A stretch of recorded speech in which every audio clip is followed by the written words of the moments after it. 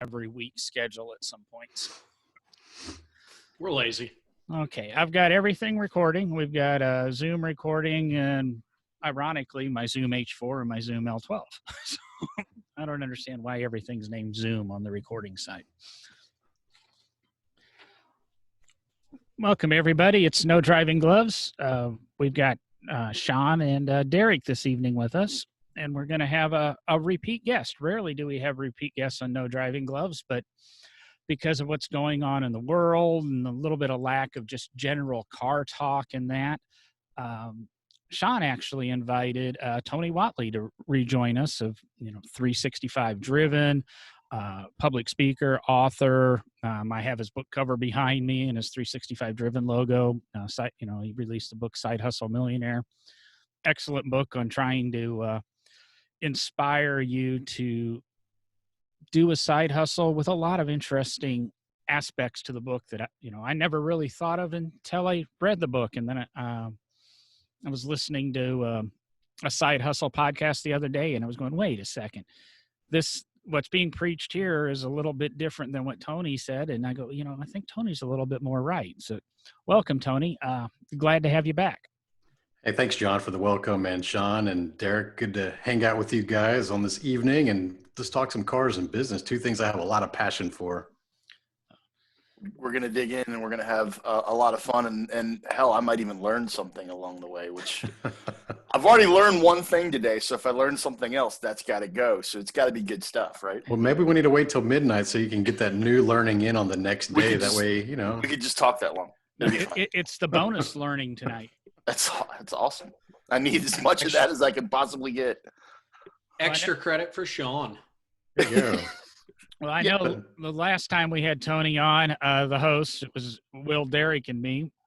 Everybody walked away a little bit inspired, a little bit more motivated to even move the podcast along. And, Derek's kind of looking at a side hustle now. And my side hustle at the time has become my full-time employment.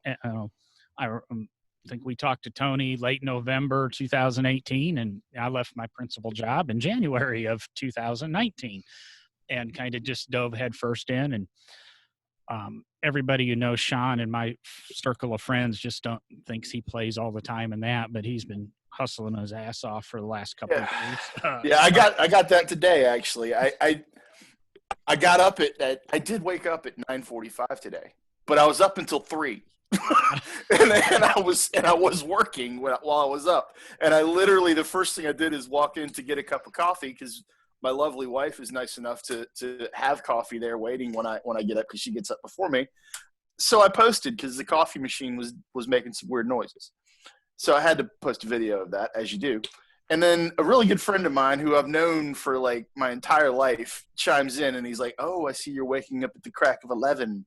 And because he's on the East Coast, and he's like, it's work is hard and all this. And literally my friends, I think a lot of my friends really do think that I don't work.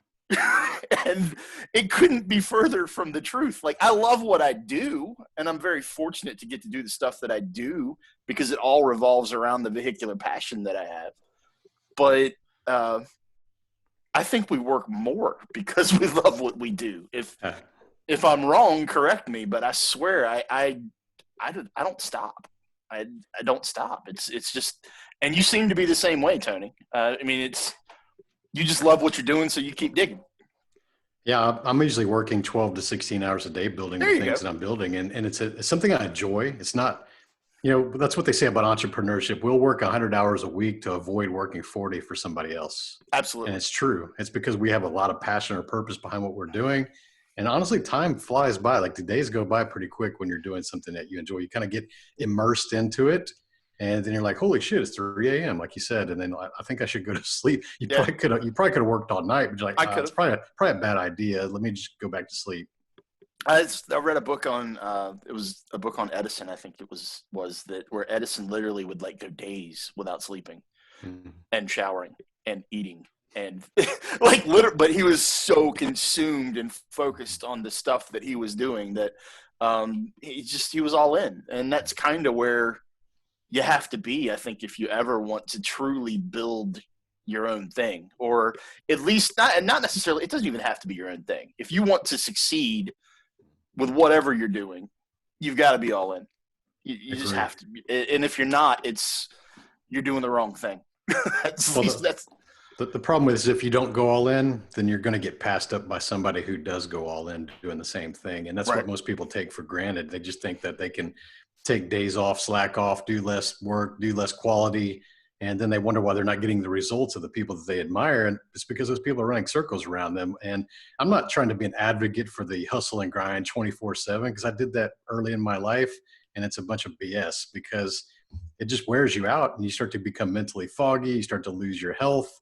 So get your sleep. But here's the thing that you talked about. Your hours are different when you're working from home. A lot of us are going through quarantine right now. My wife and I have been working home for 5 years. So we have an adjustment where you start to look for what I call the genius zone of your day.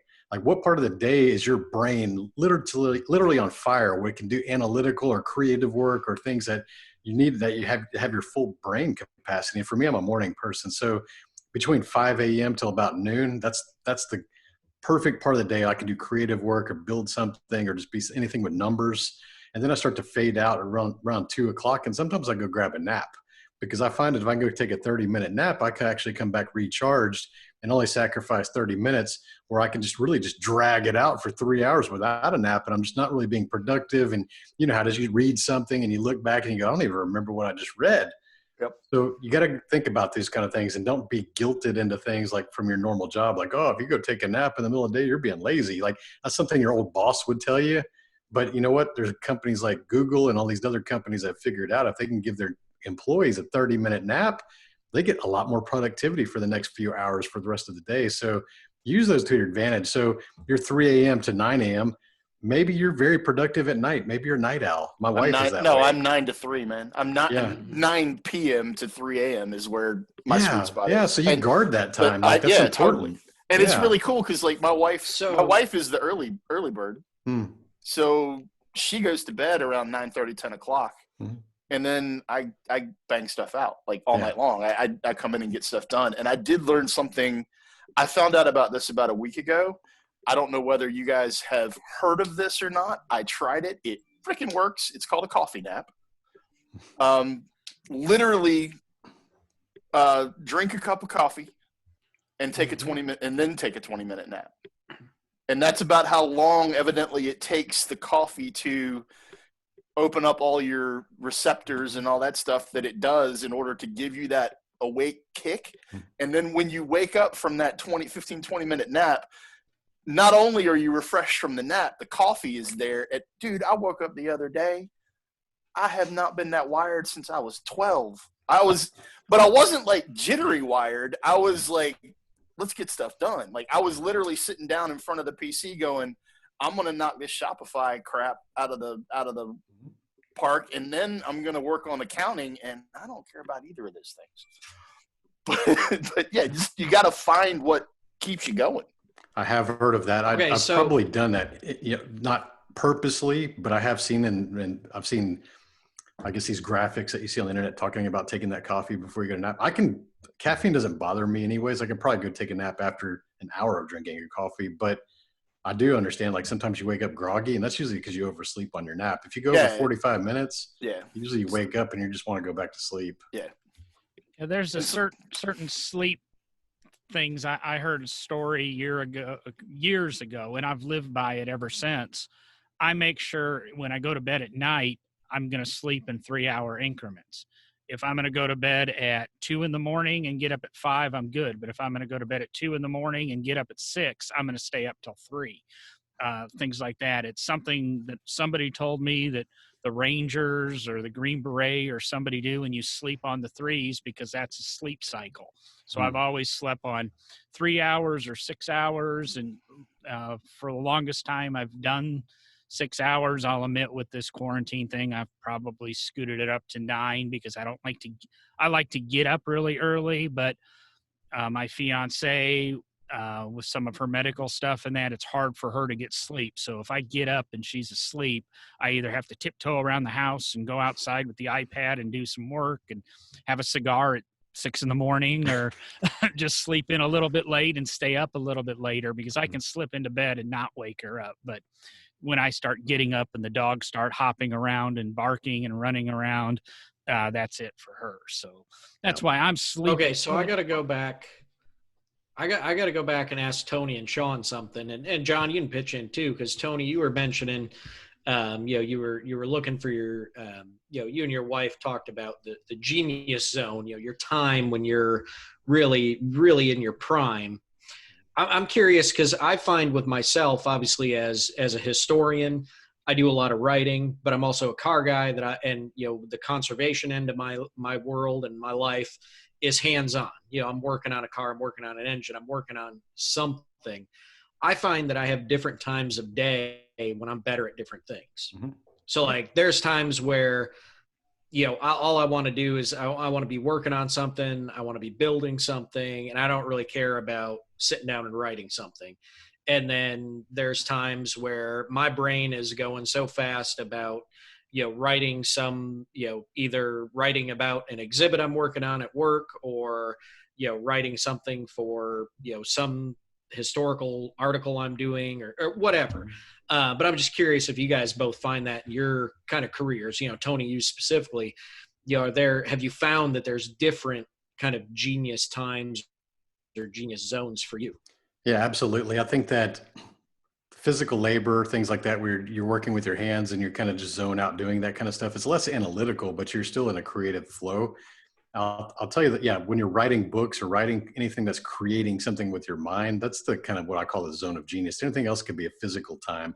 So a lot of people will ask you, you're so successful, do you have a morning routine that, because they're always trying to glean information, but I always tell people that I don't believe in a one size fits all morning routine. And there's books out there, there's New York Times bestselling books about, miracle morning and stuff like that. And people read that and they take it as gospel. But if you go read that book, it would totally destroy my productivity, because what does it say?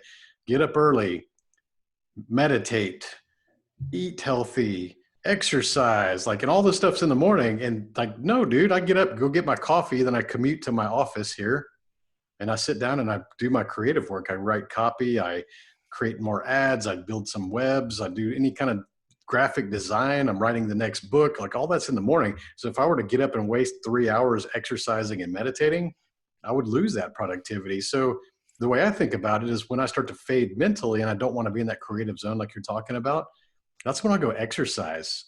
So I do all my weight lifting and exercise in the evening. So usually between 6 to 8 p.m. around this time is when I go to the gym, because my mind is just not there anymore. I don't really want to go waste my time. I could go be physical in that moment. And that's like you basically say that you just guard the time that applies to what you're doing, and don't think that yours, because of what you're doing is different, that it's wrong. It's not. And the cookie cutter thing comes into play there too. Cause I'm exactly the opposite as you are when it comes to going to the gym or whatnot. If I go to the gym at night, I literally don't sleep all night. I can't do that. But I mean, that's knowing your personal cycle, right? I mean, it's I've read some books like that and listened to some books on tape that are this is how you organize your life for maximum impact and success. And don't tell me to make my bed every day. You're not my mom. Dude, I hate that. I'm like, stop telling me that I have to make my bed in the morning, because that is the weakest. And there's a lot of cliche phrases. There's keynote speeches around that. And I laugh every time I hear it, because they tell you, crazy. If you get up in the morning and you make your bed and you accomplish something right away to start your day, then you're going to set the precedence that you're going to have an amazing day because you got that one goal done. And I'm thinking, dude, if making your bed is considered a goal, it's like a victory. Your goals really are a little tiny. Yeah, you're thinking pretty damn small. And you know what? My wife probably wouldn't be too happy if I tried to make the bed with her still laying in it. Right. And I look at our bed and I'm like, literally, we have 2 duvets on our bed. Making our bed is this. Dragging it across. Yeah, I mean, it's literally and I'm like, look, I don't have to do that to feel accomplished in the morning. What I have to do to feel accomplished in the morning is literally get up, go in, fire up the 53 accounts that I have to fire up for Nemesis Lab, 0 to 60, no driving gloves, everything that we're doing, and dig into whatever that project is. If I can make myself do that within 45 minutes of actually getting out of the bed that I didn't make, woo! Mission That's accomplished. We're on the way. I like the conversation because this is the real truth. Like, too many people are always looking for the magic potion or the silver bullet, and how am I going to get successful? And it's not because other people have different habits. Now, we all have to be productive. We all have to be responsible. We all have to show consistency. But the whole little routine thing, I just don't buy into it because I know so many different people that are highly successful and they all have different routines. So there's not one size fits all. How dare you? How dare you? The military doesn't want you, sir. I think I'm going to go make my bed before I get off, this podcast. Actually film it.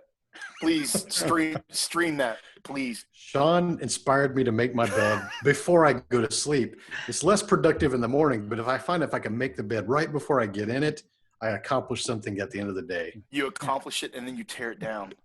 Wow. And then you have to look forward to going through the next 24 hours before you can do it again.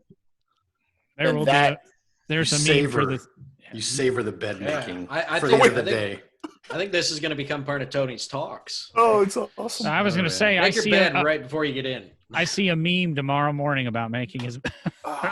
You could call it the Yoda effect, and just I don't want much credit, just all of it. That's all. Every day you should make your bed right before you go. Yes. Yeah, but the crazy thing is, if enough people say it, or it gets out there, you should make your bed right before, and this is how I became successful. People are going to do it. Because, oh my God, that should be in your next book. That's a chapter. Dude, we could totally start this out and see if it goes viral, because then one of you can jump in and you go, oh my God, I do the same thing. It really works. I thought that was what I only thought I did that. It really works. I tried getting a bunch of people doing it. Man, that was the premise of the book I'm writing. Thanks, guys. Well, you can start all over. You can write a book. Derek needs to write a book about making your bed with steam power. You could have brass era hands and a steam engine that pulls the covers up, and let's go. I really actually kind of want to see that now. Sean, Derek, I just run my Zamboni over the bed. Okay? That'll do it. It'll definitely get the sheets flat. The objective here is to make your bed, to clear your bed of negative energy so it looks refreshing and inviting, so you get plenty of sleep that session. I just threw up a little bit. You keep going and I'm going to throw up a lot. No. Do we want to talk about cars, or do we want to keep going on motivational? I thought that was the show. I thought we were ending. Are we done? Yeah. He's, as Derek said, Zamboni, and you know how that's that true. works. That is true. Yeah. It's a safe word. And we're out. Well, we can go anywhere. His no driving gloves are proven. We'll eventually rotate right back around to business chat at some point in this. Yes. So, of course we will. Where are you? What was it? Get it out, John. Get it out. Wow. Come on. I was just listening to our editing our Randy Popst episode that comes out in a day or two after this recording, 2 episodes before this recording releases. And Sean was saying that, good thing we have a podcast because John can't speak anymore. But also in that episode, it was brought up about using your Viper as a daily driver. And Sean said something about it, and him and Randy had a really good conversation about it. And all of a sudden it crossed my mind. I go, wait a second. I know somebody who kind of, in his last podcast with us, declared his Viper as kind of one of his daily drivers. You still have that kicking around, or have you changed anything, Tony, or you still have the same toys? Same toys. I haven't bought anything new in a couple of years. I just kind of put the car hobby into distraction when I'm building this business out. So yeah, I still got the Viper, and that's typically what I drive. Gen 5? Yep.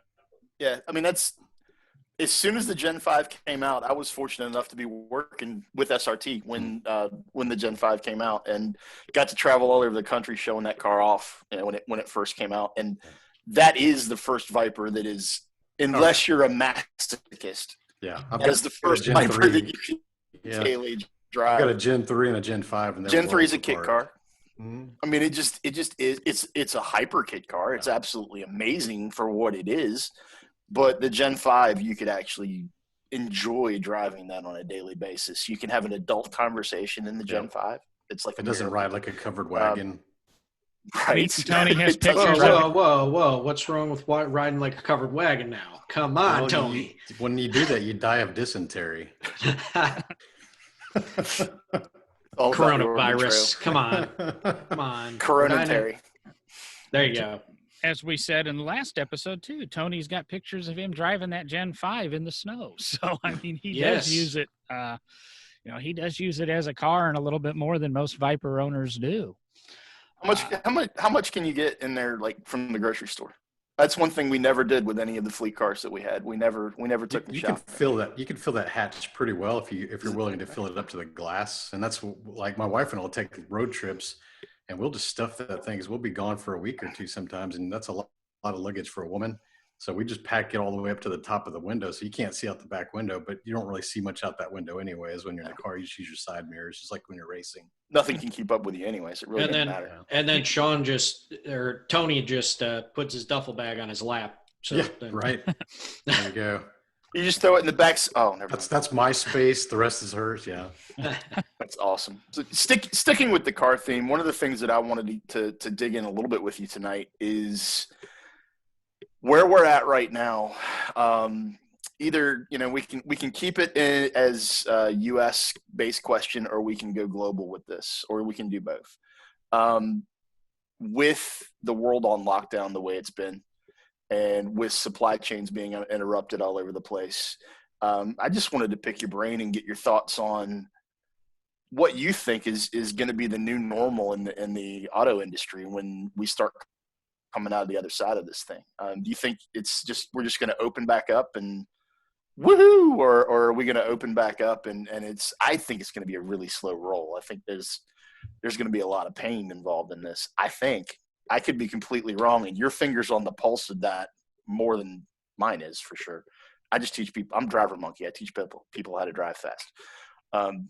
But from a business perspective, how does the automotive industry get back rolling, and how do we really recover from this? What are your thoughts on that?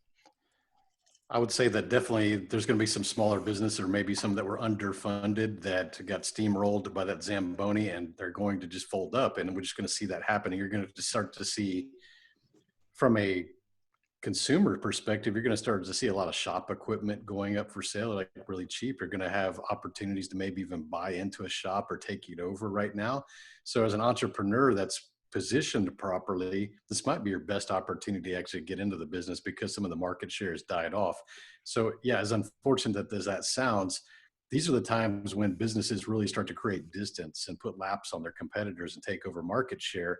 So if you're positioned yourself properly, or maybe you've been sitting on the sidelines waiting to get into the industry, it might be a great opportunity to do that. You'll be able to buy things pennies on the dollars, be able to buy things at a wholesale cost. People are trying to fire sale their stuff, or their cars, their equipment, their tools. These are all great opportunities, because it's a great way to distinguish yourself right now on that uphill climb. Then when everything's going good and everybody's making money, then nobody's really just seeing any struggle, and it's kind of easy for everybody to make money. And you don't really climb faster than your competitors during those times. So entrepreneurs, we should be getting excited right now, even though it looks like there's turmoil. Everybody's running away. A lot of people are shrinking and getting away from the problem. The real fighters, the real victory people are running towards the problem, and like figuring out how to get some opportunity out of this. So these are the times to do that. So car scene, I'm thinking, here in the Houston area, the performance shops never closed, because one of the, essential businesses was automotive repair. So we all put that air quotes automotive repair to go add 500 horsepower to your car.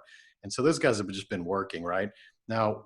Soon enough, after all the layoffs and things like that, especially with the oil downturn in this industry, we're going to see a lag, because a lot of the projects that are currently in shops were funded a couple months ago when everybody had money and oil wasn't negative dollars per barrel.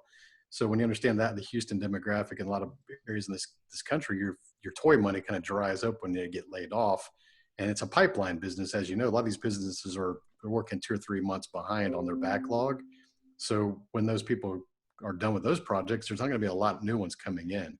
So you start to see, if we get into a recession, which we haven't yet proven yet, you're going to see a lot more people holding on to their money instead of trying to spend money. Now, the investors, like I just mentioned, they're being aggressive, will go spend that money to grow and create a lot of distance between themselves and their competitors right now. Yeah. That's the right way to do it. Taking the risks whenever the risk is really low, because when things are undervalued and we lose, there's really not much to lose when you think of it that way. But when things are great and they're overvalued and you go buy in and you lose, you have a lot more to lose at that point because you overpaid. Yeah. So you got to think about these opportunities with business and automotive industry as a manufacturer perspective. We were already seeing a bad year of sales in 2019, a lot of stagnation, a lot of inventory piling up. You're starting to see the prices just really come down on a lot of vehicles, especially new car market. And they didn't really need this event to happen. It really kind of kneecapped them at the same time. We're starting to see those 0% for 84-month loans being strung out again. That hasn't happened since 2008.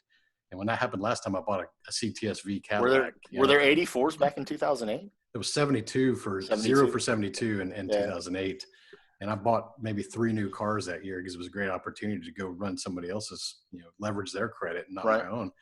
But we're seeing that come around again. They're trying to entice the sales. I don't know. I haven't talked to anybody that's selling cars. I don't know if it's doing good or bad, but I can't imagine they're flying off the lots. I mean, I really don't think it's doing anything. I know a couple people here local in the Birmingham area that are either in management or in sales and on new and used car lots, and they're hurting. They're hurting. You just go drive by and you just see the stacked inventory and all the dealers. It's just full. And it's going to hurt the new car sales for sure. And then, like you said, the suppliers for the parts, there's going to be a lot of things that are back ordered, and it'll cause a mess. But however many months that we're getting delayed, so we're probably approaching 3 months now, it's going to probably impact that industry for the same amount of time. Going forward after we start opening back up, and then we look towards the fall, knowing we're not going to have a vaccine by the fall. I mean, I at least probably not going to have a vaccine by the fall. That would be rushing something like that out. Where are we in the fall when this rears its head up again? What happens there? And that's an uncertainty that none of us can really say. I mean, none of us in this chat right now are in a position, I don't think, governmentally to say, I already know that there's going to be another lockdown, or it's just going to stay wide open, or it's whatever happens there is. It's the general public is not going to lose the malaise that they're in right now for quite a while, I don't think. Yeah, the only difference between the fall return of this versus now, we're talking flu seasons because that's what it is. Yeah. The thing is that we do know some data. We know worldwide data. We know the mortality rates per capita. We know a lot of people carry it without ever feeling it, things like that. We know a lot more information now from testing and just seeing this stuff for the last few months. So I don't think it's going to be as panic mode and severity as the reaction, because although we can look at people dying, unfortunately, that's the case even with flu and a lot of other, things that we deal with, accidents, heart disease, cancer. We see a lot of people dying. So we know the mortality rates. So I think that a lot of people right now are fearful based on the media and the doom and gloom that they've been, showing for the last couple months. Because when you think about it, they don't react to the flu this way. And people are like, well, Tony, this is more contagious than the flu. It's like, it is, but the mortality rate's proving to be about the same. So are we just afraid of catching something? That's all we're really afraid of, just catching something. We're not really afraid of dying because it's the same mortality rate. So you should be fearing the mortality rate of things. And if it's killing a lot of people, half the population, that might be something like, oh my gosh, we need to isolate and keep each other away from each other. And so although we talk about these big numbers, the media has a good way of highlighting numbers that make things look really scary, right? They don't like to talk about per capita. They don't like to talk about the recovery rates. They don't like to talk about anything that makes people less fearful, because they know that people are addicted to fear, just like the train wreck. People can't drive by a train wreck without seeing things, or they're always looking for that. So the media knows that people are addicted to fear. They're going to keep dishing fear out every day to kind of keep you scared and use these messages. But the thing is that, let me give you a polarizing example. When all this was firing off in March, my wife and I, we were in Portugal on vacation, and we were there for 2 days, and they were talking about shutting the U.S. borders, and you need to figure a way to get back. And we're like, no, we'll just hang out here. It's pretty good here. We're actually closer to all the carnage over there because we're right next to Spain. You got the UK right above us.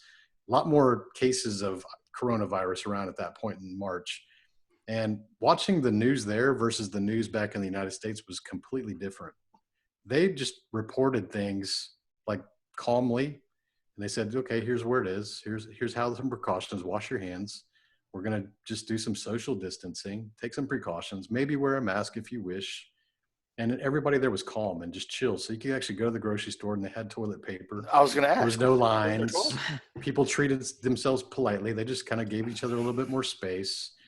And it was just really calm. And we're watching, then you go flip to Fox or CNN or anything else when you're at the hotels over there. And like, it's like, oh my God, we're all going to die. And look at these big numbers we're going to highlight in red font so they flash in the screen at you and you're going to die. And the people in America were just losing their minds, man. And we're watching it from another country going, aren't we closer to the stuff right now? Like, they're not acting like that over here. So it's a testament that I got to see that in this situation and realize that the American media is terrible, whatever channel you're watching at, trying to make you scared of things. And it's like, this is awful. So I would rather have it the way they did. They were just really calm the entire thing. And so the automotive industry and the rest of the world probably has a better chance of recovering quicker from this than the U.S. does, just because of the panic that's been built up. I mean, and I don't disagree with you on that. I try not to get crazy political. I do my best not to get crazy political. I made a political post the other day on social media and literally had friends that I've had for 30 years come at me like I was just crazy. Man, people go crazy right now. Yeah, and I every once in a while, you just something pops and you have to vent. And as soon as I did it, I was like, yeah, people are not going to like that. But I just didn't care. You know really. what? I don't care. Yeah, I just didn't really care. I don't antagonize people, but I don't back down from my beliefs. Right. You know? Like, you're welcome to challenge me if you do it professionally, politely, and respectfully. Yeah, if it's you may a nice not get the answer. If it's an intelligent conversation, I'm all for. Right. I have a friend who has a 180-degree difference in her views than mine.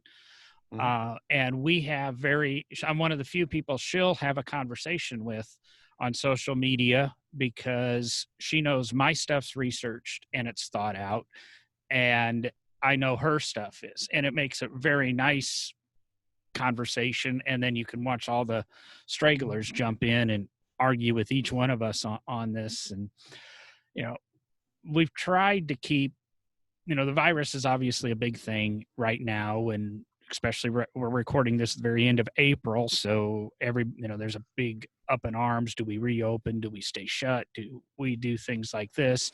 And there's a possibility of this coming back in the fall. And in trying to keep this show a little bit evergreen and still keep it tied a little bit automotive, like you said, a lot of automotive places are deemed essential. And, I've got friends that do wraps and paint protection film, and they're still, they're single person shops, and they're still functioning under that. But there's still a little slowdown to their business because their clientele are getting tighter and tighter with their money. And one thing I wanted to kind of ask you, Tony, is you're the master of the side hustle and different thinking. And you alluded to, this is going to be a time that if you wanted to get into a shop, there's going to be inexpensive opportunities or deals to be had for those that didn't plan ahead.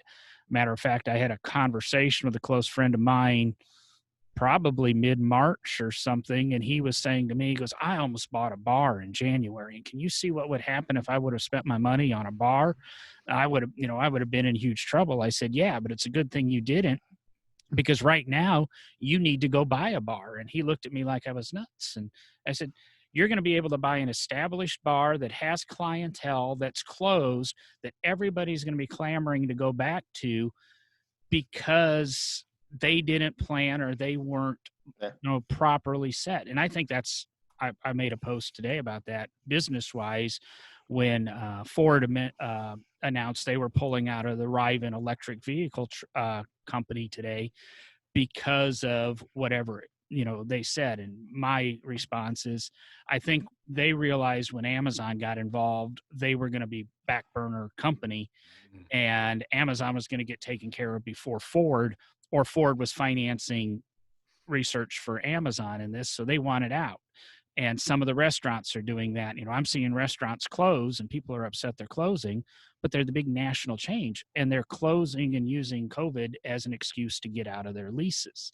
So now's the time, I agree with you, to potentially, if you are set and have the capital to go out and look for a business, or go out and look for that piece of equipment you need to add to your shop. But if there is a downturn, I mean, say somebody I know that owns a vinyl wrap company, and this is going to start affecting their business if this continues, or if all this panic and shutdowns happen in the fall, it's going to be a different thing. Is there anything that has crossed your mind that might be a quick, easy, or an alternative? Because even my consulting business, I'm kind of restructuring to a automotive digital marketing type thing, to be a little bit more into that digital space opposed to that hands-on. It also goes back to what I was structuring is I'm selling my time, and I need to be able to sell, not sell me, be able to sell a product that I'm producing, and be able to be, 8 places at once as opposed to one. Do you have anything along those lines, or any thoughts?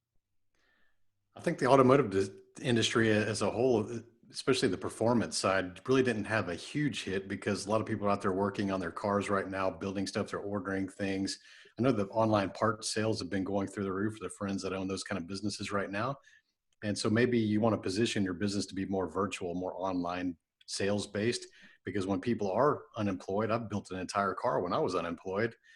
But got to do something. And if you got enough money put away, you can just order parts and do things while you're looking for your job, or trying to get better. Maybe you're fixing that project car that's in the back that you can sell to be able to get some money out of that, because it's just sitting there worthless right now. I think that anything that's online is going to be the safe bet, and anything that doesn't require your presence in person. So, if you're a mechanic, you had to maybe be a little bit more creative. You might have to be the traveling mechanic now instead of having people come to you. But that's assuming they don't close the mechanic repair shops, because those have been very fortunate to stay open. So I do like to talk about the businesses, like you said, that you could probably get into really cheap right now. I think right now gyms, they've been shut down. A lot of the memberships got canceled. A lot of the owners have a lot of rent to pay on those locations. They don't want to pay. They got a lot of rent on new equipment. Might be a good time to go buy a gym when this reopens. Might be a really good time to go buy that bar or the restaurant as well, because for the same reason. So those are some things that you might want to look out for. So don't think that you got to stay inside your actual profession or your industry.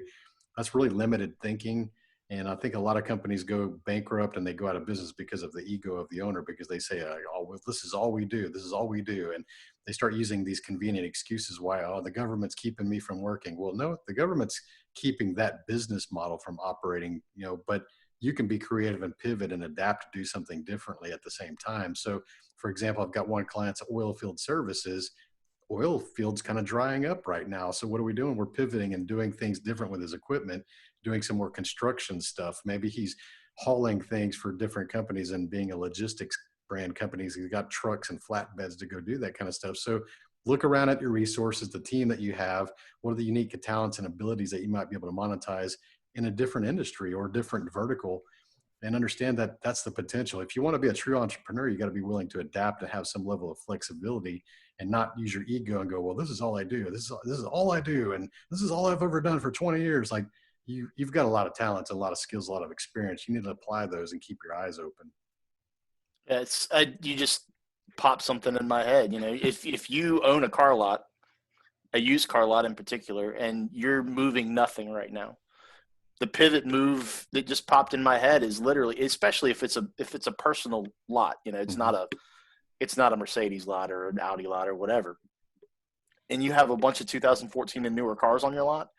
When we come out of the other side of this thing and Uber and Lyft open back up, there's literally the people who couldn't afford to go get the car that they really needed are still going to need a ride. You got a car lot full of cars.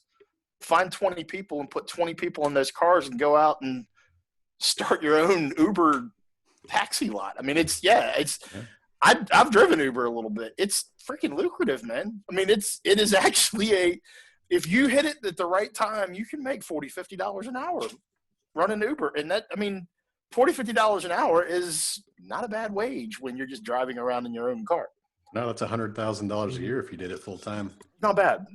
It's not bad at all. And yeah, if you had a lot full of cars, why not try to pivot that way? There are so many creative directions you can go. And we obviously No Driving Gloves is vehicular in nature. That's why we created this show. All of us love that side of things, but the business pivot right now, I think, is a really, really big deal. And that's one of the reasons why I reached out to you, Tony. And that's, as soon as I told the guys that I got you to agree to come back on, they were like, well, what are we going to talk about? We already talked.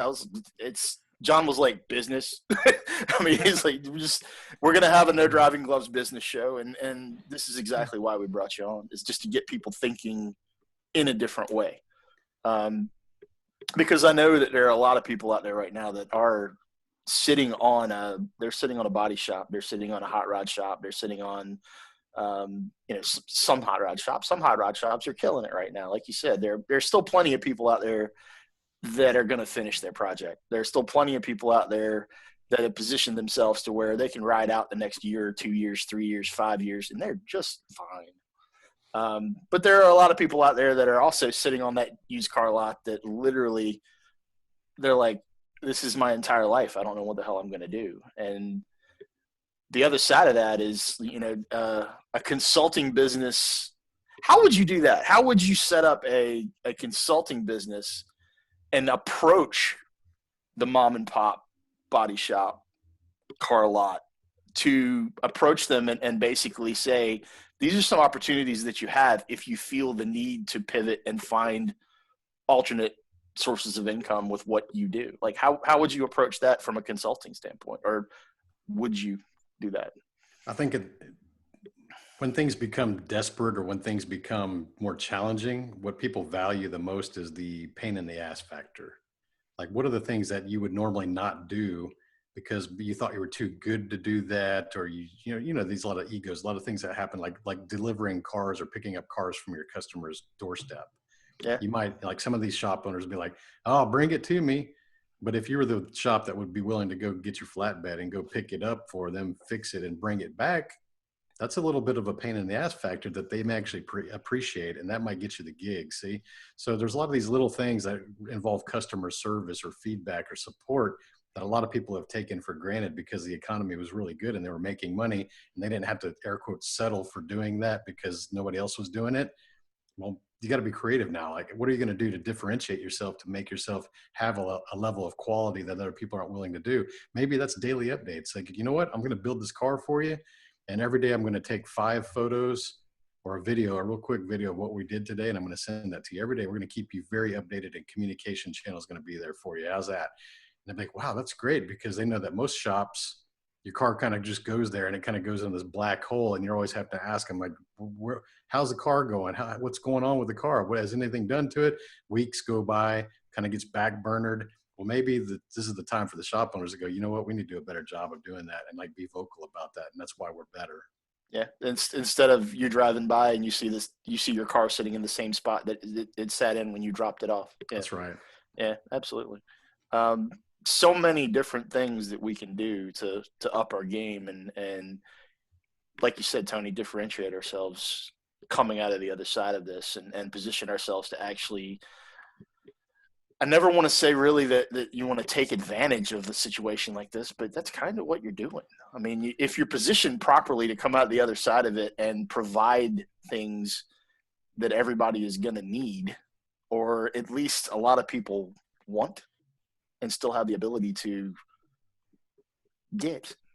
That's a good observation. There's a good observation, because a lot of business owners feel a little bit of guilt or shame going out there and advertising right now in business, because they realize a lot of people have lost their jobs and things like that, and they don't want to come across greedy. But that's a self-limiting belief from a sales perspective. So now if your intent is pure and you're really just trying to save your company and save your employees, then that's your business owner. If you're a business owner, your number one goal is to keep the life of your business, to ensure the long longevity and life of your business. That's what they pay you to do as an owner. Yeah. So you got to remove emotion from that kind of stuff. And it's not to say go out there and be a jerk and be unscrupulous and like screw people over. And that's where people kind of think about the shame part of it. Don't go buy all the hand sanitizer in a 4-state area. Yeah, don't be that guy. If you're manipulating stuff and just doing dirtbag stuff to try to make money, you're being an opportunist and you're really doing things shady, and people will remember that forever. Now, if you're just trying to get more business for your existing business or pivot or do something different to keep your business viable, you should be applauded for that, because you're being creative and you're doing what it takes. And most people find it really easy just to fold or quit and go, you know what, it's just not for me. And you know what, and they lose. That's what's going to happen. There're going to be people that have done what it takes, and they're going to be the ones that win from all this. Have you seen in your consulting and everything that you've done over the last decade or so, have you seen people who they were willing to make the pivot? They were willing to do what they needed to do in order to protect whatever they were either starting, building, or have built and got it to a certain level, but they stopped short in the area of actually being able to say, and this is why I'm doing this. This is that to me is one of the key things, is to be able to be honest about the reasons you're pivoting, the reasons you're implementing new service, the reasons you're going after a new area in business. So many people, they lock up when it comes time to say, yeah, we're doing this because we know we have to. And we realize that we might not have done a great job doing this before, but we know we need to do it now. And, this woke us up, and we hope that this helps you. Do you see people that lock up in that last step? And how would you encourage them to get over that last step? Because for me, it's literally like, just do it. Just speak up. But I want your perspective on that. I think it comes down to your core values and your character. Like you said, it's always better to be transparent and be open and share the audience the journey you're going on, the ups and the downs. It creates relatability. People can see like you're struggling, and they're like, man, this guy's really putting in the work. They're doing these things. They're pivoting. They're moving along. They're trying to get progress. They're going to admire that. They're going to say, this guy doesn't give up. I want to work with that one. I want to hire that person. Now, if you're out there just making a bunch of excuses or you're lying, then that kind of goes back to the intent again. Like, you're not being honest. And people have a really good BS detector, don't they? And they can just sense it in their gut. Like, this person's full of crap. Like, they do, but you see people in all businesses that somehow get to some level of success, and you just look at them and you're like, not only do I think you're full of shit, you're full of shit.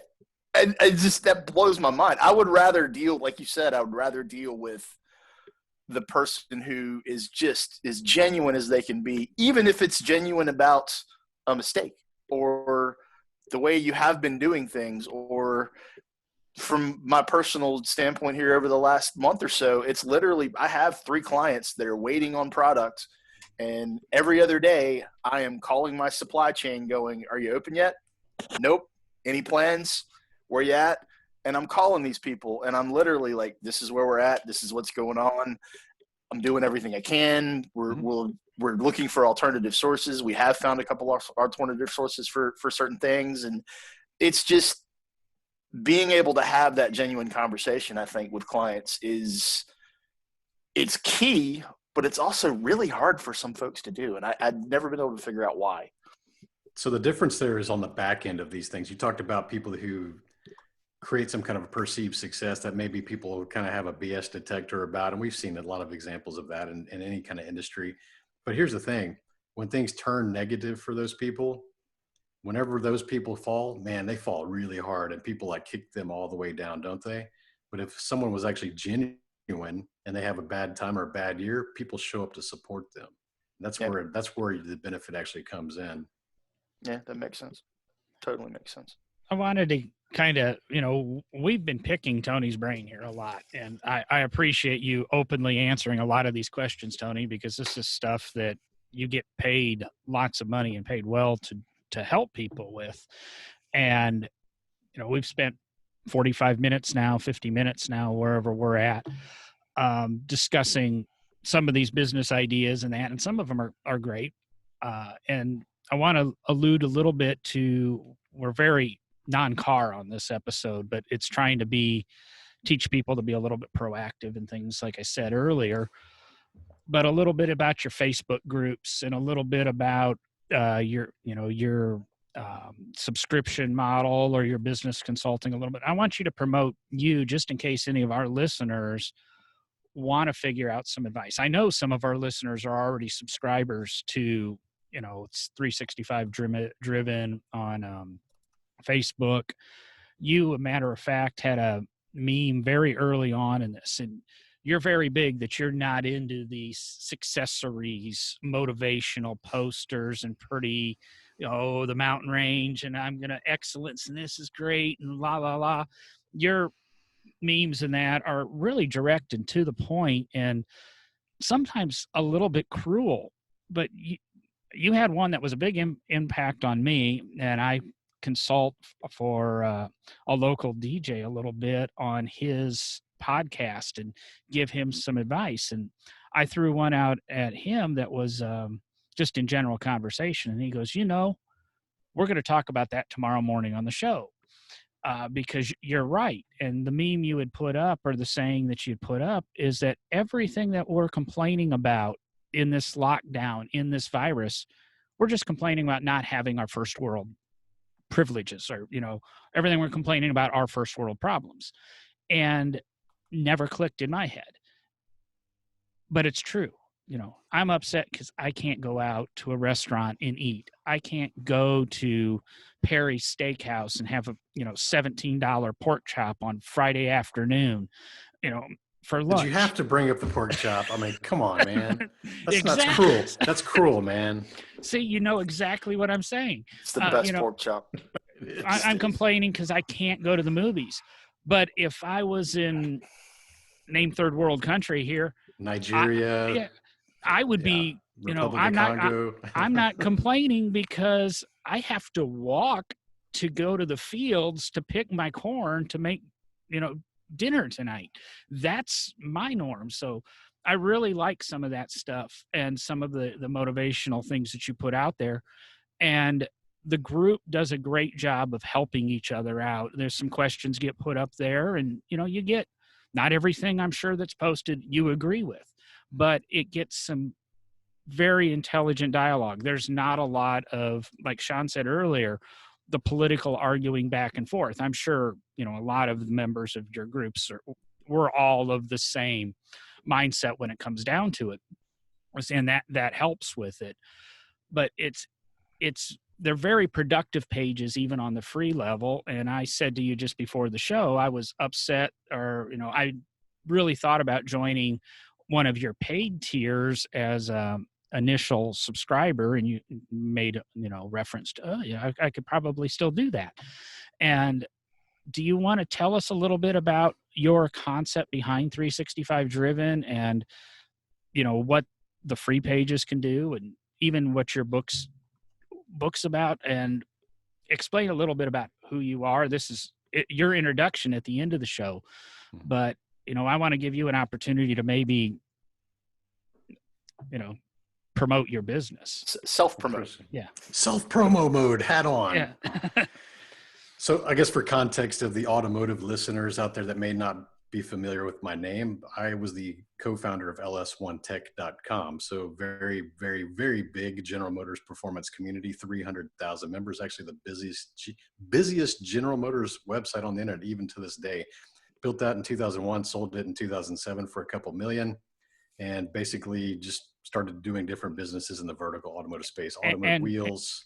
And let me interrupt. And you started LS1 at a very key downturn in your life. You've had, you've ridden a little bit of a roller coaster. Absolutely. And that was, excuse me if I'm wrong, that was a period of unemployment and depression, down on your luck, and newborn kid, 3 jobs, severe debt. I think you've said that you started LS1 because it gave you something positive in every day.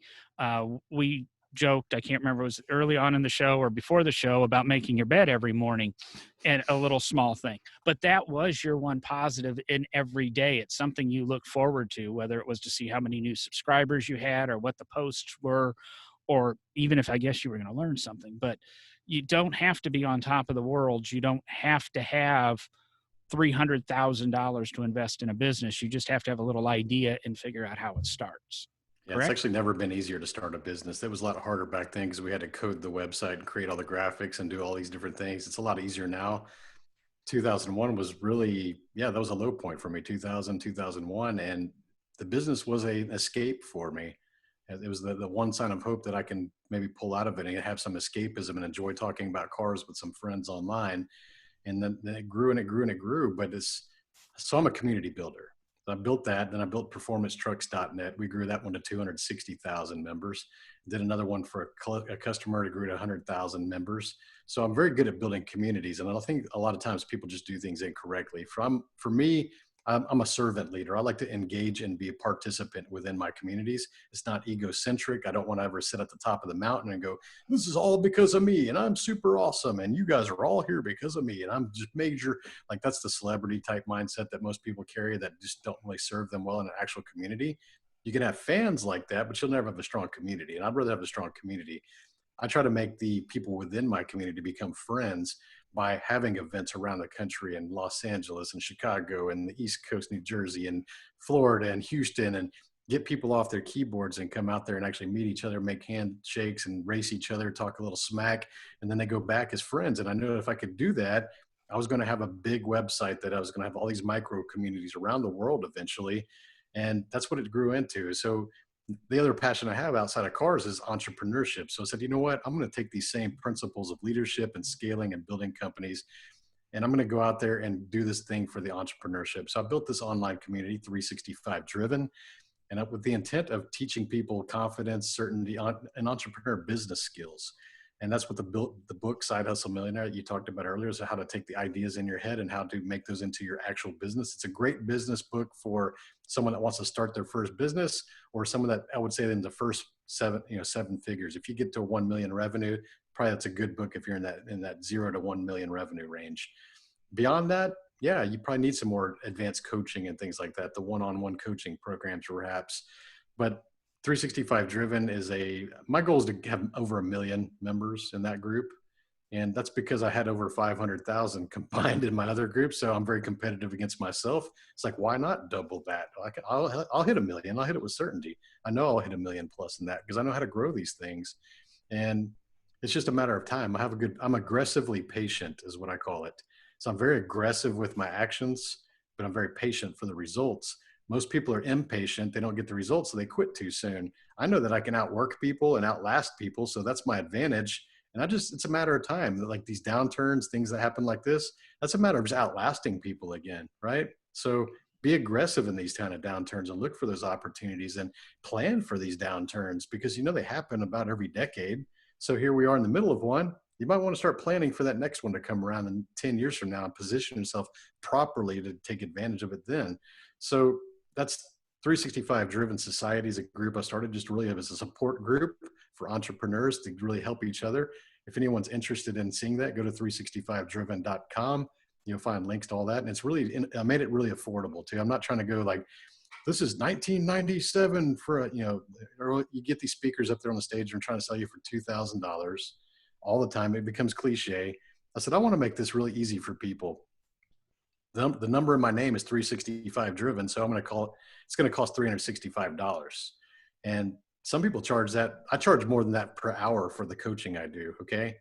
That's what the entire year of membership is in that community, $365. So I will hit 1 million people when you think about that. And it's going to be because it's accessible information from people who have actually done what you want to achieve. You're able to ask the hard questions and get actual answers from people who actually have done it. So we built the mentorship type network into it. You can ask anything you want in there. We're going to give you the answers if we have the answers to that. And it's just a great way to get support when you're surrounding yourself with a bunch of people who aren't really supporting you and your friends and your family. You want to go find people with like-minded mindsets, and that's the entrepreneurship. We're very strong on personal development. We talk about health, fitness, relationships, mindset, all these key factors that are going to attribute to your success, because it's not always about financial success. It's about finding the better version of yourself in every aspect. And that's what 365 Driven is.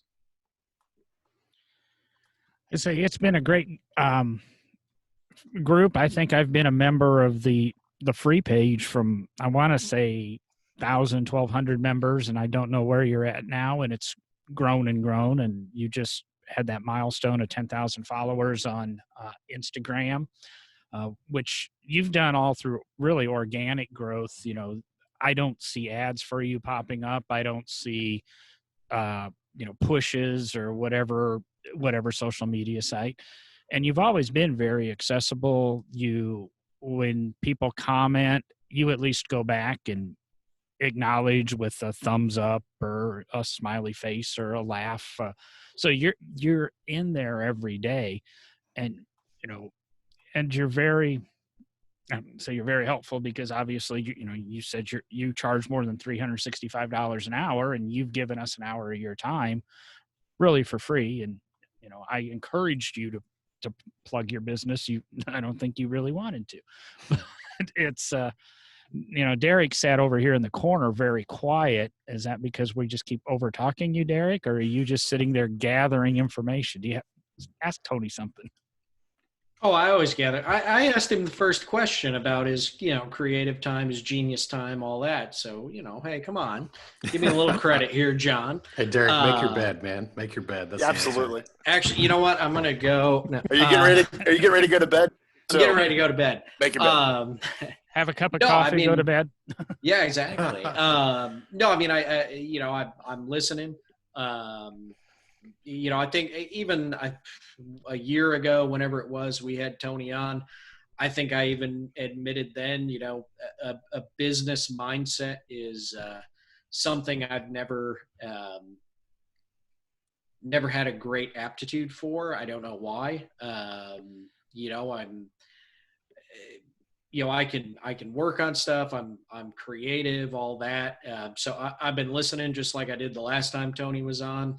And the last time he was on, he made some suggestions for actually all three of us on things just from our conversations that, he saw that could possibly be, side hustles for us. And as John mentioned, since that point, I've been steadily working on trying to get that set up and work towards that, even with the 60 plus hour a week job.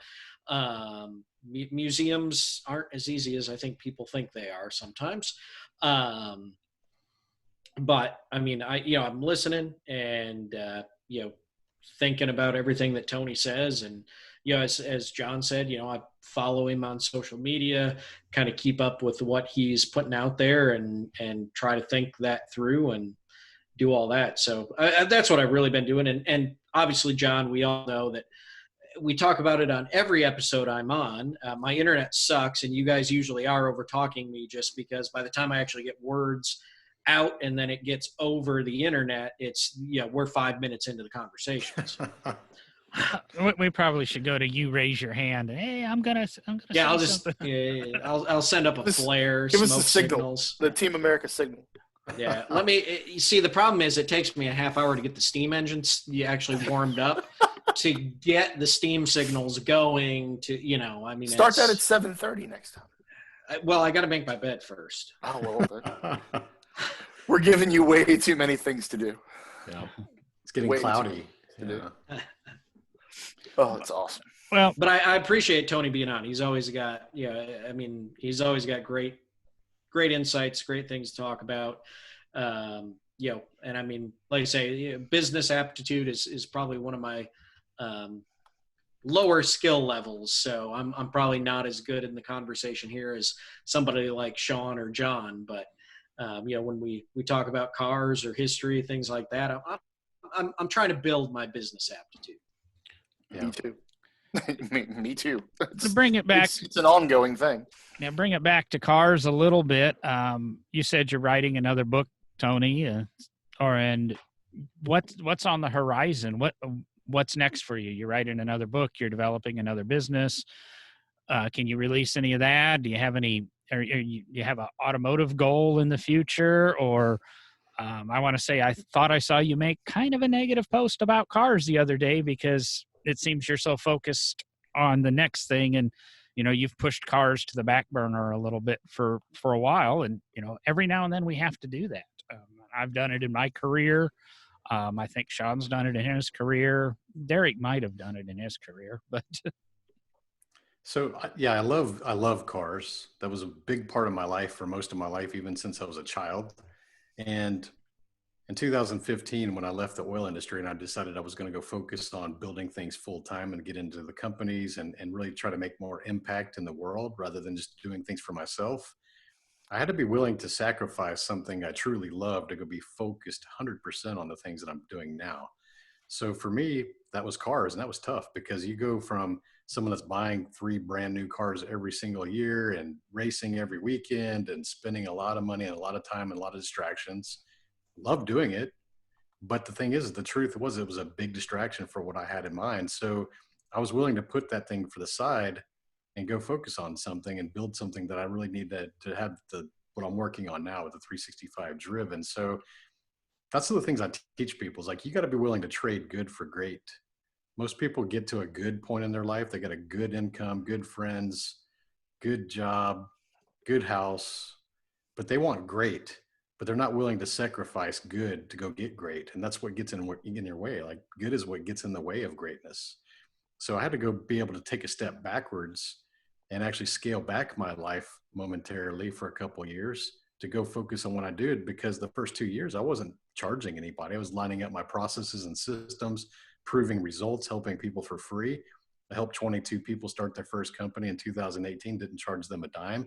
Happy to report that was a 100% success rate. All of them are still in business right now, even during the COVID. So we built a lot of strong businesses for them. And then I said, okay, I got the processes, I've got the repeatability. In 19, I started charging, and that just became the one-on-one coaching. And now we got the group rate coaching to keep it more affordable for everybody. And that's the thing I'm doing. I'm building that. I'm building into the speaker business as well. So I got a lot of different revenue streams from the same business model, but that was all by intention.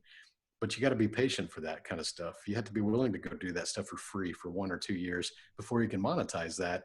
Most people get too greedy and they want to make money right away, and they don't get the result again, and then they quit too soon. So if you start to hear this repeated cycle of my success is, I'm going to put a lot of purpose behind something, a lot of effort behind something, and understand where it's going to lead 5 to 10 years down the road, rather than trying to capitalize on 1 year and short-term profits. Most people are unwilling to do that because they have what, Derek was talking about, the business mind versus the employee versus entrepreneurship mind. When you have the employee mindset, think about most people's money. They think they got to go trade their hours for dollars. So if somebody's making $50,000 right now, they're working 40 hours a week, and you go, hey, how come you're not making 100,000? They're like, oh, wow, I would have to work double that. I'd have to work 80 hours a week to go do that. So they basically associate time and money, because we grow up hearing, John, time is money. Sean, time is money. Money's time. And you hear this from your boss. You hear it from your parents. You hear it from your teachers.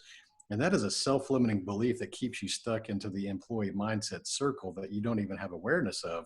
Because entrepreneurs, we try to figure out how we use other people's time to make money. We try to figure out how to make money without time, because we know that time and money are not connected anymore, and that they shouldn't be, because you can be a lot more creative and scale to a lot higher dollar values when you don't have to trade your $1 unit and 1 hour unit, right? So you got to start to just see opportunities out there that you can use other people's time, but we call those employees, by the way. Or you have contractors. You're making money off of their time, not your own. See, that's when things get really interesting. Or you do something digital product, or a service that's online, fully online, and you're running ads to it. And it's like this money machine, and you're putting money in and the money's coming back out a little bit more. You might spend 80% of an investment into that online service or the advertising, and you might make 20%, but you don't have to spend any time once it's all set up. It's just making money in the background. All this is possible now. It's never been easier. All the information's out there. It's a lot of free information. Hire a coach, hire a mentor, join some groups that if you don't have the skills yet, you're going to get coached up and you'll just catch up. That's how it works.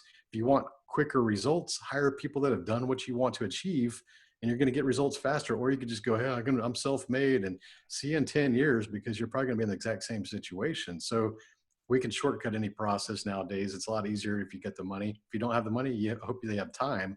That's the trade-off until you get to those systems. So yeah, I know that's a lot to say, but you got to disconnect time and money. And the sooner you start to think about that, your opportunities for your potential really have no limits.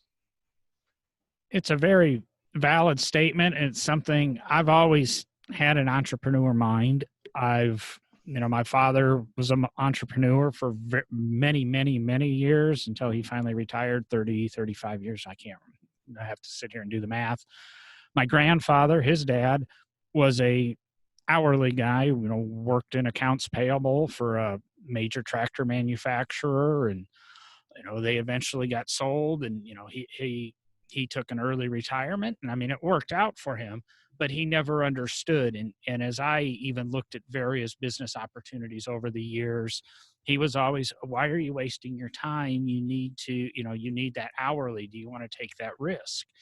And I got to a point where I started to develop some side hustles, and, I don't even think it was a term at the time, and tried to do some stuff on the side. Even this podcast, which is slowly growing into hopefully a money generating business, but I put a lot of time and effort and money into it the last 3 years to learn to make it a good product. And whether No Driving Gloves becomes profitable, I'm developing 2 monetizable podcasts as we speak right now. So it might become a career, but I've put a lot of time and effort into learning the business.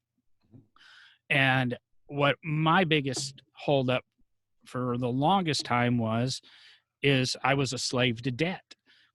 I was used to a paycheck every week. I was used to X number of dollars a month, and I borrowed every dollar a month I made. So everything I made per month, I was putting back out to have the toys that I wanted. And about mid last year, I woke up and I looked at what I had in the bank, and I looked at what my debt was, and I go, it's pretty conceivable. Now I'm in a situation that, my fiance owns a house, so we're leaving a mortgage out. I would still have a mortgage, and I do pay her, money towards the house every month to quote as rent to live here, assist with expenses. But I got rid of, my financed SHO. I got rid of my second van. I got rid of all of my credit card debt. I have no money in the bank right now. And I say, it'd be nice to have an extra couple $1,000s in the bank so that I could, maybe be a little bit more comfortable during this downturn. But if I had that money in the bank, I would still have $5,000 a month I'd have to lay out every month. So the best thing I ever did was just sacrificing everything I had, get back to zero. And as I said, I used to wake up, the first of the month would come around, and I would go, okay, I have to make $4,800 a month. And now I'm ahead of the game, where now I can wake up and on the first of the month and go, well, everything I make, I get to keep. And I did go out and I bought a newer car. So I did add a car payment back into the deal, but it's a lot easier to pay $300 a month for a car than it is $1,000 a month for 2 cars and the insurance and everything that goes with them. So sometimes you're right. You do have to make that sacrifice, and you do make those big choices. I lost the comfort of a security blanket, but I'm not having to work as hard for nothing every month to try to grow my business. And that was the biggest turning point for me, is eliminating that slaved debt. Now I'm really able to look forward to earning every dollar and keeping every dollar and choosing where I put it. And I'll drive my Fusion for a year or 2. Like you said, you have to go back, and in a couple of years, maybe I'll get an SHO or a Corvette or something and have a fun car again. But right now it's that nose to the grindstone and do it. And I'll say 365 driven groups have given me a little bit of that confidence and that thinking and that mindset. It's hard to do with your friends and people you see every day, because you don't want to admit that, I've got to give up my toy to do this and this sacrifice. And once you get to the point where you can sit down on your podcast with hundreds of listeners and say, hey, I chose to pay everything off and go broke so that I could get ahead. that's a big stepping point. And I'm thanking you and your group for getting me to this point and really giving me these opportunities and taking advantage of one of the things you've said in 365 Driven is you take advantage of this downturn. We have more time than any of us will ever have in our adult life to do whatever we want. And if I'm not editing podcasts, I'm learning about podcasts. If I'm not doing that, I'm learning about voiceover, or I'm learning about social media marketing, and I'm making myself better. I finally taught myself to use my CNC in the garage that I've owned for a year and a half. That was a couple $1,000s, but I never took time to learn. I'm making this time work for me, either benefiting me hobby-wise or professionally. We interviewed Tom Cotter a couple of weeks ago, and he was using this time to write a book that he hasn't even signed a contract on. And I think you pointed out in the group that you write 100 words a day, but if this thing goes on 2 months, you've written a book. So again, people could have definitely written a book in this time. And it's, first of all, I want to acknowledge you for being able to scale back and do that. Like you said, it's hard to feel like you're going backwards in front of your peers. But that's also a self-limiting belief. It's actually a show of courage when you understand that I can go backwards to move ahead. It's like chess. Sometimes the move is the backwards move. It's not always aggression and going forward. And the thing is we're so worried about what other people think about us, but they're not the ones paying our bills. A lot of car guys are out there just perpetrating like they're ballers and they got all these money and they got all these cars tied up in loans and they're basically struggling right now because they want to look cool because they, basically overextended themselves on a loan to go buy a little bit nicer car than they probably could afford. And they're struggling right now and they don't understand why. And it's just about ego. It's about like, oh, I kind of look good. I can't sell that car because then it'll make me look like I'm losing money and I don't want it. It's like, who gives a shit? Those people are, if they're going to judge you like that, they're not your real friends. We work so damn hard to try to impress people that we don't really even care about, and they don't really care about us because they're doing the same thing. They're struggling themselves. So it's like this struggle game back and forth. So I had some friends that actually thought I was crazy, like just go leave the oil industry and give up multiple 6-figure salary and go decide to want to write books and help people start businesses and work for free for 2 years. Like that does sound insane to a lot of people. Like, you're going to go give up your job, like 25 years engineering degree, you're just going to waste all that? That's what they would say. It's like, yeah, it doesn't align with my purpose anymore. I'm okay taking a pay cut for a couple of years to go build something I really want to do. I would say most of my wealthier friends totally have understood what I'm doing. And, I don't get looked down upon in the car club because I can't show up in a Porsche anymore. I'm still treated exactly the same way when I have time to go, because a lot of times on Saturday mornings for a period of time, I had a client I had to deal with Saturday mornings and I'd miss out on the breakfasts or the lunches and things like that. But it was growing the business and they understood. Some of my other friends didn't quite understand that. Why can't you go? Why aren't you there? We haven't seen you in a while. And, Yep. So I'm not here to, I guess, impress my friends, but I feel I'm doing it right when the wealthier people that have made a success of their life understand what I'm doing. So there's my little personal story, guys. I'm sorry. You traded good to go get great. That's the key. So I tried to trade great last week, but I'm too buried in it to trade it, unfortunately. Literally stuck in a car that I want to do exactly what you guys are talking about right now, but I can't get rid of my Alpha to save my life. The market fell out on that car so bad, and I know that I need to get rid of it. What is it? Julia. Yeah, those are badass cars. It's lovely. It's wonderful. But I don't need it. Yeah. I literally, when I bought that, I should have bought a minivan. And I went last week to try to trade it on a minivan, and the figure that it was hit with was a little painful. Yeah. It was more than a little painful. You don't want to go further into debt on a bad deal, I'm not going. Yeah, I'm not. I mean, it's like they came back and hit me with that, and I just looked at them and went, you know what? If I have to be tanked in a car, at least it's an Alfa Romeo. Woo-hoo. That's right. It's worse things to be stuck with. Well, thanks for coming on, Tony.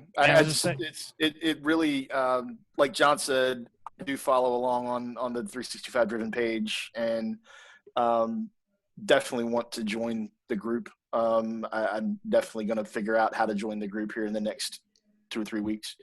At $1 a day. I mean, it's $1 a day, man.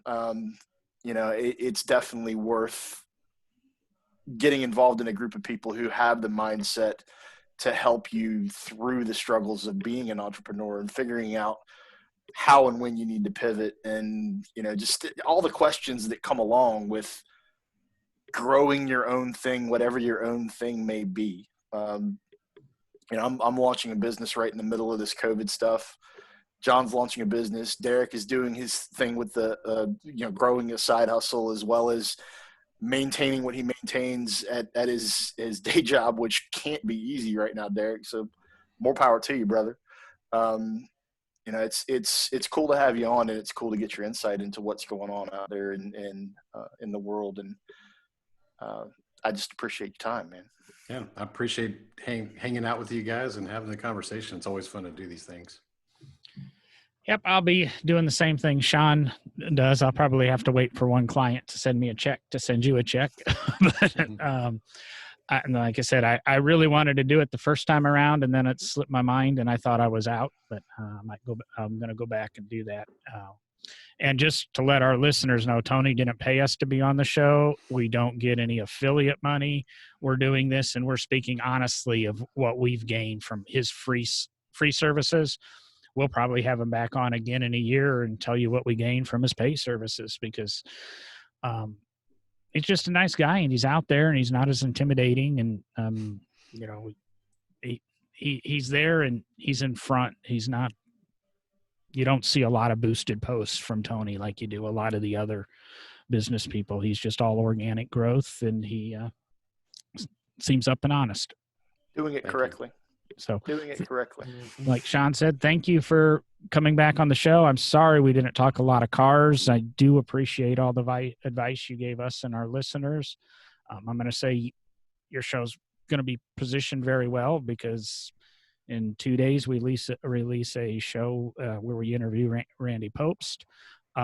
Monday we're going to release, or Tuesday we release a show we interview Courtney Hansen, and you're the following show. So you're following a good group of car people that should bring hopefully some carryover listeners. We're looking for a boost. Is what we're looking for a boost. We're definitely think we're positioned for a boost here. We're seeing a lot of growth lately, so we appreciate you coming back, and we kind of targeted you into an area where you'll hopefully see a little bit of benefit from our benefits. So awesome. I appreciate that. All collaborations are always the fun way to get these shows going, and when we get a little crossover from each of our audiences, it's great. And we look forward to the day where we're successful enough to be on your show. So there you go. We do appreciate it. And I'm going to say good night. All right. Good night, guys. I got to go fire up the Zamboni and make my bed. Yeah, do that. Later.